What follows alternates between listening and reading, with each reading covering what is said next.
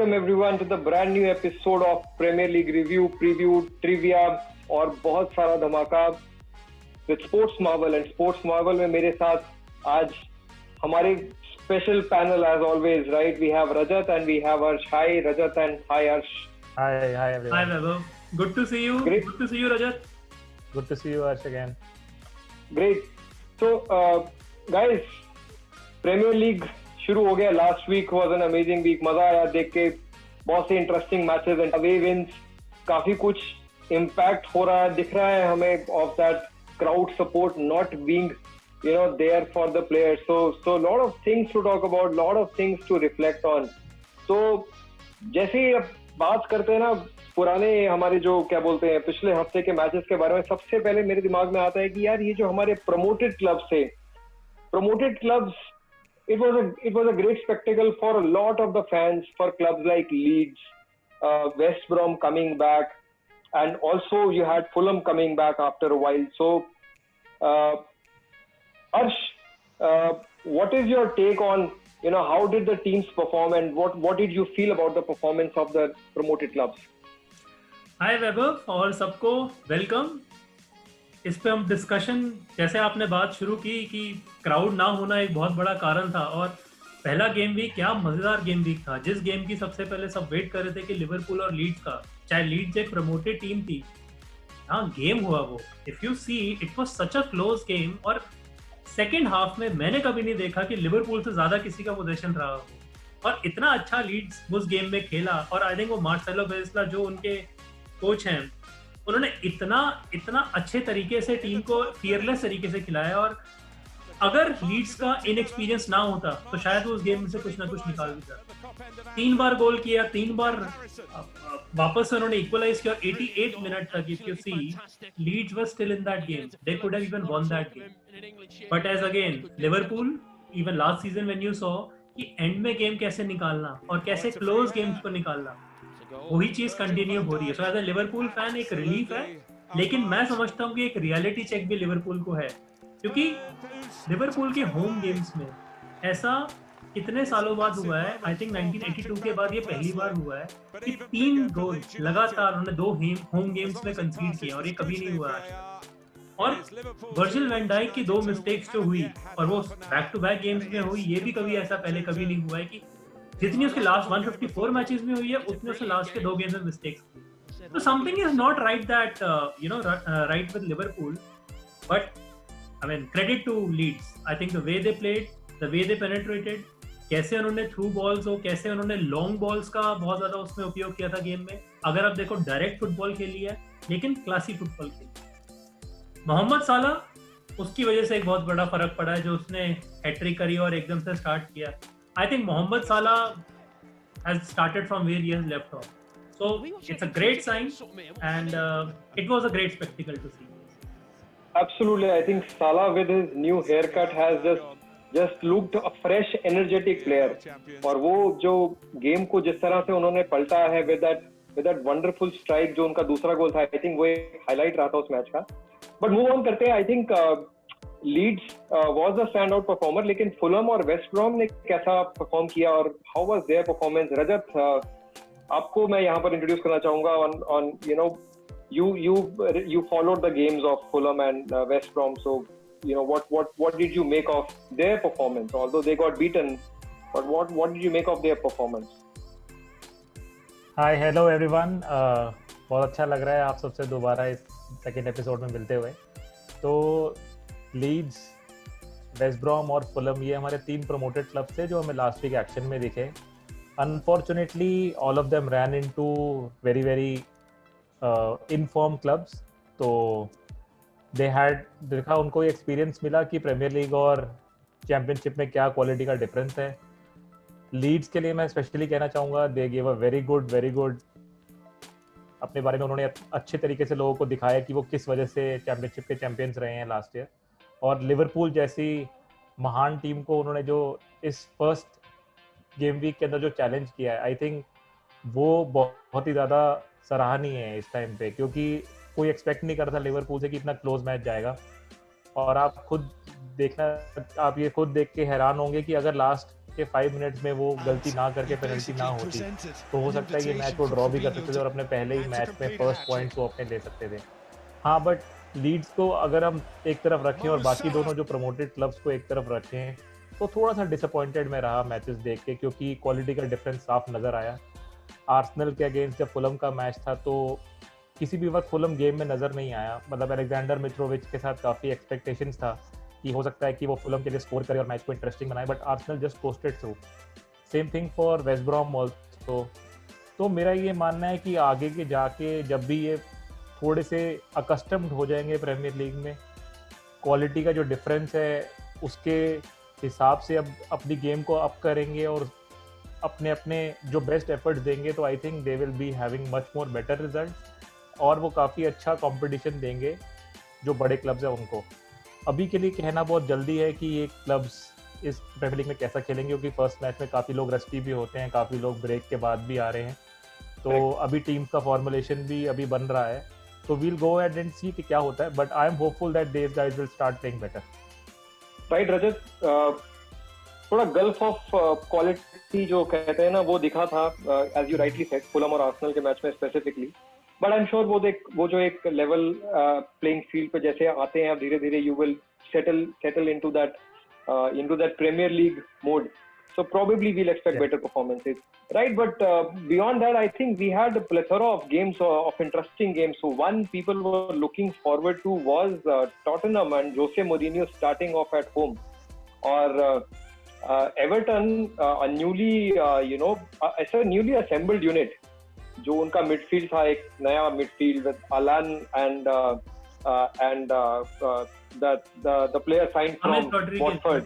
James Rodriguez and Doucouré signed from Watford. So a very interesting look at midfield. Arsh, क्या आपका रहा experience तजुर्बा उस game का? What did you make out of that game? Where did Tottenham lose it? देखो, पहली बात मैं ये बोलूंगा कि एवर्टन का वो गेम देख के ये समझ में आ गया Everton is not going away in this season. जो हम लोग टॉप 4 की बात में एवर्टन का जिक्र भी नहीं कर रहे, शायद वो एक गलती होगी, क्योंकि कार्लो एंजेलोटी ने जिस टाइप की टीम अभी बनाई है, जिस टाइप के नाम, अब देखिए एंजेलोटी का ही ब्रांड नेम है, जिस वजह से हामिस रॉड्रिगेज जैसा प्लेयर उनके पास आया है, डुकोरे आए हैं, एज यू सेड, उनकी जो मिडफील्ड है दे completely Outplay Tottenham in that game. That game was very aggressive. See, Tottenham is also known for their energy. अगर आप उनके एनर्जी की गेम देखो, कि चाहे वो डेले अली हैं, चाहे वो सोन हैं, चाहे वो जितने भी, चाहे आगे लूकस मोरा है, बहुत सारे ऐसे प्लेयर्स हैं जो एनर्जी पे थ्राइव करते हैं। इस गेम में सबसे बड़ी जो प्रॉब्लम मोरिनियो को आई है वो ये आई है कि हैरी केन ने पेनल्टी में, एवर्टन की पेनल्टी में सिर्फ 2 बार बॉल टच की। उन जो एवर्टन की मिडफील्ड थी, एलन, हेमिस रोड्रिगेज और डुकोरे, उन्होंने एकदम आइसोलेट कर दिया था टॉटनहम के स्ट्राइकर्स, टॉटनहम के मिडफील्ड को, जिस वजह से मोरिनियो उस गेम में दे could have lost it by even 3 और 4-0 आल्सो, अगर वो गेम का वो देखो। और मैं इसमें हामिस रोड्रिगेज की बात पहले करूंगा, फिर मैं बात करूंगा मोरिनियो की। हामिस रोड्रिगेज ने इस गेम में 5 chances, he made 5 chances in this game, and that is the highest for a debutant after Alexis Sanchez, what he did as a debutant in Arsenal's period. So आप ये understand करिए कि कितना बड़ा impact उसका था। Second half में जब मोरिनियो को लगा कि गेम में वो लूज कर रहे हैं, तो उसने डेले अली को सब्स्टिट्यूट करके he made some changes in the team, और उसको लगा कि शायद हम लोग वापस से टीम में कमांड बना सकें, वापस से मिडफील्ड में हम कुछ कर सकें, कुछ अटैक कर सकें, लेकिन वो कुछ कर नहीं पाए। उस गेम में टॉटनहम बिल्कुल भी मुझे नहीं लगा कि वो गेम में कहीं था। 1-2 चांसेस थे उनके पास, सोन के पास थे, डेली अली के पास थे, लेकिन कोई बहुत बड़ा स्केयर एवर्टन को मिला नहीं उसमें। और अगेन उस गेम के बाद फिर उसने यही बोला मोरिनियो ने, that I was not happy that goal was considered, it was like Carter Lewis scored from a free kick which was not meant to be, he took it from a wrong way. That's a typical Jose Mourinho, Rajat would know how he is, right, as a Manchester United fan how he was. लेकिन Everton की game में कमाल का उनका game था, कमाल का उनका सॉलिड गेम था एकदम। और आई थिंक मोरिनियो को रीइंफोर्समेंट्स चाहिए। अब बात तो बहुत सारे लोगों की आ रही है कि गैरेथ बेल की चल रही है, कभी क्या चल रही है, लेकिन उस गेम में कुछ मेरे को मजा नहीं आया जो मैं टॉटनहम हॉटस्पर से एक्सपेक्ट कर सकते हैं कि एक मोरिनियो की टीम है। It was a very fragile performance by Mourinho's team, and they rightly deserve to lose that game. So talking about जैसे आप बेल की बात कर रहे थे, I think this is going to be the reunion of the season. और सुनने में आ रहा है कि बेल लंदन लैंड कर चुके हैं एंड शायद 1 साल के लोन पे रियल मैड्रिड से टॉटनहम ज्वाइन कर रहे हैं. This would be a reunion, you know, people are absolutely looking forward to. Arsh, Vaibhav, ऐसा बहुत बार हुआ है, प्लेयर लैंड कहीं करते हैं और जो लंदन से बहुत ज्यादा डेस्टिनेशन पे फ्लाइट जाती है तो आप ये कह नहीं सकते वो भी यहाँ आए हैं. बहुत सारे क्लब्स हैं लंदन में, तो चेल्सी भी है. चेल्सी तो बहुत खरीद रहे हैं आजकल, उनको तो कोई प्रॉब्लम नहीं है. आप आर्सेनल भी है, उसके बाद यूनाइटेड है. आज लिवरपूल ने थियागो साइन कर लिया. थियागो जोटा की भी बातचीत चल रही, क्या पता ये भी आ जाए. आप अभी कह नहीं सकते. टॉटनहम को चाहिए, हम विश करते हैं कि गैरेथ बेल उनकी टीम में जाए, लेकिन but there is no surety in that thing. But yes, it would be a great signing, as you said, it would be a reunion and it would be reunion in both ways. चाहे वो Real Madrid में Mourinho और Gareth Bale का था, या वापस घर वापसी टॉटनहम में गैरेथ बेल की थी, तो बहुत इंटरेस्टिंग रहेगा. लेकिन उनको मिडफील्ड में क्रिएटिविटी और एक ऐसा थ्रस्ट वाला प्लेयर चाहिए, जो गैरेथ बेल जैसा प्लेयर चाहिए, जो बॉल आगे लेके जा सके. इस गेम में बहुत लैकिंग था उनका गेम, और मेरे हिसाब से बहुत स्ट्रगल किया. एवर्टन बहुत अच्छा किया. Top marks to Everton. Let's wait and watch. Bale कहाँ लैंड करते हैं, आर्सेनल में, चेल्सी में, टॉटनहम में या वेस्ट हैम में. वेस्ट हैम का गेम भी काफी फीका था. Newcastle just steamrolled 2-0. They also had a new forward-looking forward line. Callum Wilson scored a goal. They look pretty sharp with that the new signing on the right wing, Hendrick. They look like a pretty solid side. So I think Newcastle also full marks to them for the away win. Talking about the signing there, so this looks like a good time for Liverpool fans with Thiago finally confirmed after a lot of speculation, and there are strong rumors coming for Diogo Jota from Wolves. This looks like a good time, you know, if you're a Liverpool fan, if the signing of Jota also falls through. So let's see how it falls in place. But looking at the next week, this next game week, City and United finally start their campaign, this Premier League. Rajat, I just wanted to hear from you. United and City, Manchester के दोनों दिग्गज club शुरू कर रहे हैं. क्या लग रहा है? What do you feel? How are the clubs going to fare? First of all, Weber, congratulations to Liverpool, जिन्होंने काफी अच्छे साइनिंग्स अभी कर लिए हैं, and more are in the offering for them. दिल से बोल रहे हो रजत. तो मैनचेस्टर यूनाइटेड के केस में, so this is their first game. उनको एक हफ्ते का लेट शुरुआत करने का मौका मिला है, क्योंकि they had qualified for some further rounds in the European competition, so they are coming 1 week late. But Solskjaer के प्रेस कॉन्फ्रेंस के हिसाब से लगता है कि वो काफ़ी रेडी हैं. Although ट्रांसफर मार्केट में बहुत ज़्यादा एक्शन नहीं हुआ है, we have only one signing अभी, जो डॉनी वैन डे बीक को हमने साइन किया. जेडन सैंचो सागा प्रोलॉन्ग होता जा रहा है, you never know अभी क्या होने वाला है. So on that aspect, आप ये भी आज न्यूज़ भी पढ़ रहे होंगे, कल एक ट्रेंड चल रहा था कि लोग मुकेश अंबानी को बोल रहे हैं कि आप यूनाइटेड को खरीद लीजिए, क्योंकि he is one person who can bring in any amount of transfers. So there was a trend, this was trending on Twitter yesterday, where people were actually begging Mukesh Ambani to buy Manchester United as a club as a whole. But coming back to this game week, I think Crystal Palace के साथ हमारा घर पर match है, तो United looks a very strong unit. Crystal palace अभी last match जीत के आ रहे हैं, जिनका मैच था साउथहैम्पटन के साथ. तो आप देखेंगे गेम में सिर्फ एक ही गोल हुआ था, जिसको विल्फ्रेड ज़ाहा ने स्कोर किया, तो काफ़ी अच्छे फॉर्म में लग रहे हैं. But one point of concern I saw in the match was crystal palace के पास बॉल ही नहीं था. 29% पोजेशन के साथ मैच हुआ, जिसको क्रिस्टल पैलेस ने निकाल लिया और पीछे रहकर खेल रहे थे. अगर ऐसा ही सेम गेम जैसा साउथहैम्पटन के साथ खेले वैसा यूनाइटेड के साथ खेलेंगे तो काफ़ी दिक्कत हो सकती है, बिकॉज फायर पावर बहुत है. अभी हमें पता नहीं है कि स्टार्टिंग लाइनअप में क्या क्या होगा, बिकॉज काफ़ी अनसर्टेनिटी बनी हुई है प्लेयर्स के ऊपर. लेकिन हाँ, मोर और लेस यूनाइटेड का लाइनअप फिक्स्ड है. और काफ़ी इंटरेस्टिंग इस टाइम पे ये लग रहा है कि वैन डे बीक किस पोजीशन में खेलेंगे, क्योंकि midfield almost we have some automatic selections in midfield. अभी पॉग्बा भी हैं और उसके अलावा ब्रूनो फर्नांडिस भी हैं, क्रिएटिव प्लेयर्स हैं. तो वैन डे बीक का जगह कहाँ बनता है, वो बॉक्स टू बॉक्स खेलते हैं, मतलब बैकवर्ड लाइन को आप अपनी फॉरवर्ड लाइन से कनेक्ट करते हैं, वो किस रोल में खेलेंगे वो देखना बड़ा इंटरेस्टिंग होगा. अभी एस्टन विला के साथ जो लास्ट हमारा मैच हुआ उसमें वैन डे बीक ने वही पोजीशन खेला जो जनरली ब्रूनो फर्नांडिस खेलते हैं, क्योंकि ब्रूनो फर्नांडिस उस मैच में नहीं खेल रहे थे। बट अगर फर्नांडिस भी स्टार्ट करते और वैन डे बीक भी स्टार्ट करते तो हमें देखना होगा। बट हाँ, काफ़ी इंटरेस्टिंग टाइम है क्योंकि हमारे आसपास के जो बड़े बिग क्लब्स हैं उन्होंने काफ़ी अच्छे साइनिंग करे ना। Even Liverpool being the champions have started अपनी टीम को बोल्स्टर अप कर रहे हैं। तो अभी थोड़ा सा United I think need a couple of more signings. Defence में एक signing we need because Lindelof को लेके थोड़ा सा सॉल्जर थोड़ा सा जिटरी रहे हैं हमेशा। He is been very keen on Harry Maguire, but Lindelof की जगह पे काफ़ी वो एक्सपेरिमेंट करते रहे हैं। सो यस, ये अगला मैच जो है आई थिंक यूनाइटेड फेवरेट्स मेरे हिसाब से United should win it comfortably. घर पे मैच है, ऑल्दो होम एडवांटेज का ऐसे जैसे हम डिस्कस कर रहे हैं कि वो वैसे नहीं रहेगा क्योंकि फैंस का एब्सेंस है, but I think United will nick it through.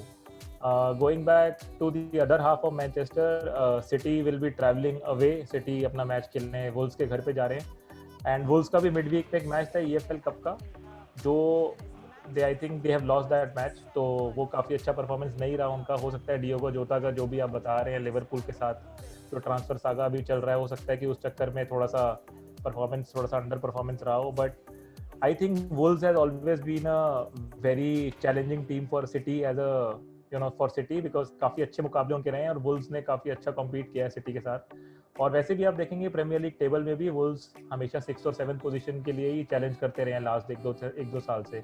Nuno Espirito Santos जो उनके coach, I think I have actually personally liked him a lot. उनका स्टाइल ऑफ प्ले, उन्होंने जिस तरीके से जो कॉन्फिडेंस बिल्ड किया है इस टीम में जो 3 से 4 साल पहले प्रमोट होकर प्रीमियर लीग में आई थी, तो उस लेवल का जो कॉन्फिडेंस है जिससे वो कम्पीट कर रहे हैं आजकल बिग 6 क्लब्स के साथ, वो काफ़ी सराहनीय है। और मुझे लगता है कि वुल्व्स और सिटी का मैच जो है, बिकॉज सिटी अपने घर पे नहीं खेल रहा है, काफ़ी इंटरेस्टिंग हो सकता है। It will be a very very closely fought match, but I think City will still nick it through. I think 2-1 या 3-2 टाइप्स का स्कोर लाइन आपको दिख सकता है। दोनों तरफ से गोल जरूर पड़ने की आशंका है मुझे, लेकिन City I think will just nick it through.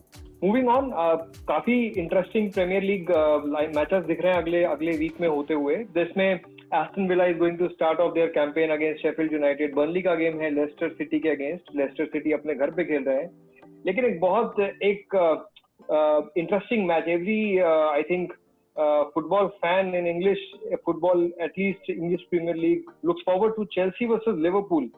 एक अलग किस्म की rivalry है अर्श, Chelsea Liverpool from that Champions League quarter final semi final era to so many transfers that have sort of happened. Torres moving from Liverpool to Chelsea, so बहुत सारा एक history है. What are you looking forward to in this game, Chelsea at home to Liverpool? देखो वैभव, जैसे आपने बोला एक history एक लेगेसी इस गेम में, और इस गेम में एक चीज हमेशा कंसिस्टेंट रही है, वो है quality of the game. These are extremely high class teams. जैसे वो जब भी आप बात करो इन टीम्स की, सबसे बड़ी चीज जो इंटरेस्टिंग है इस गेम में वो ये रहेगा कि चेल्सी ने बहुत रीइंफोर्समेंट्स की हैं और लिवरपूल हमारी चैंपियन है लास्ट टाइम की। चेल्सी का अगर आपने पहला गेम देखा होगा तो चेल्सी के गेम में आपको ये सबसे पहले समझ में आएगा कि चेल्सी फॉरवर्ड लाइन बहुत अच्छी लगी और at the end of the day they were able to get all the 3 points because of the quality they have. लेकिन डिफेंसिवली अभी भी चाहे वो केपा है या उनका ओवरऑल जो डिफेंसिव स्ट्रक्चर है वो इतना स्ट्रॉन्ग नहीं है। The amount of mistakes which the keeper is still making, I think Liverpool can definitely exploit that. और उनके घर पे खेलना हमेशा से कठिन ही रहा है। स्टैमफोर्ड ब्रिज में जाओ, आप कभी भी वहाँ गेम खेलो, तो वो कभी भी लिवरपूल के लिए आसान नहीं रहेगा। लेकिन फर्स्ट क्योंकि ये गेम बहुत इनिशियली आ रहा है तो हमें ये भी नहीं पता कि टीम्स में कितना इंटेंसिटी से गेम रहेगा। लेकिन इस गेम में एक्चुअल में मेरे को लगता है कि प्रीमियर लीग की जो इस सीजन की नींव है वो ये गेम रखेगा, बिकॉज ये पहला पावर पैक गेम आ रहा है इस सीजन का, और मेरे हिसाब से ये जबरदस्त गेम होने वाला है। और चेल्सी की वनरेबिलिटी जो उनकी अभी डिफेंस में है वो डेफिनेटली एक्सप्लॉइट हो सकती है। और लिवरपूल मे बी थियागो भी उस गेम में थोड़ा शायद रोल प्ले करेगा, चाहे वो सब्स्टिट्यूट आए चाहे वो मे बी पूरा गेम खेले। मुझे लगता है कि Liverpool might just edge it इस गेम में। ये गेम अच्छा होगा। चेल्सी की बहुत एक इमेज बनी हुई इस समय, they have got a good hype. लेकिन if there is one game which can expose Chelsea, this is the game against Liverpool. Chelsea has also said that a lot of their high-profile signings may not start this game. Thiago Silva is still away from being a first team starter, and अभी Ziyech भी fit नहीं है, Pulisic भी नहीं खेलने वाले हैं. Last season sign हुए थे, but Pulisic काफी people look forward to कर रहे थे because of what he did last time in Anfield at Anfield. आप इस गेम में एक चीज देखिए, टीमो वर्मर प्रॉपर प्रीमियर लीग प्लेयर है. जिस टाइप से वो, जितना इंटेंसिटी से वो खेले उस गेम को, जिस टाइप से पोजीशन रखा उन्होंने, वो प्रीमियर लीग के लिए परफेक्ट फिट प्लेयर है. और वो चेल्सी के लिए एक बहुत ही अच्छी खबर है कि फॉरवर्ड लाइन में चाहे वो उनका कोई भी कभी भी ऐसा कंसिस्टेंट, मे बी टोरेस के बाद मेरे को कभी नहीं दिखा कि कोई ऐसा बंदा हो जो 25 से 30 गोल एक सीजन में स्कोर कर सके. I think he is definitely of that mould, और वो एक चेल्सी को एक बहुत बढ़िया प्लेयर में. So thank you guys, thank you Arsh, thank you Rajat, and thank you everyone for watching our video. इस वीडियो के एंड में आपको हमारे प्रेडिक्शंस दिख जाएंगे, मेरे, रजत के और अर्श के, और आप भी अपने प्रेडिक्शंस करिए. देखते हैं who is closest to the actual game, the actual game scores. और ये जो हमारा वीडियो है, इसके बाद में कुछ इंटरेस्टिंग वीडियोस आपके लिए और आने वाले हैं. Rajat and Arsh, along with me, so obviously we are making some content, some interesting content for you. So guys, keep following our channel, keep watching this page, and have a great weekend, guys. Thank you for watching. Bye. Thank you.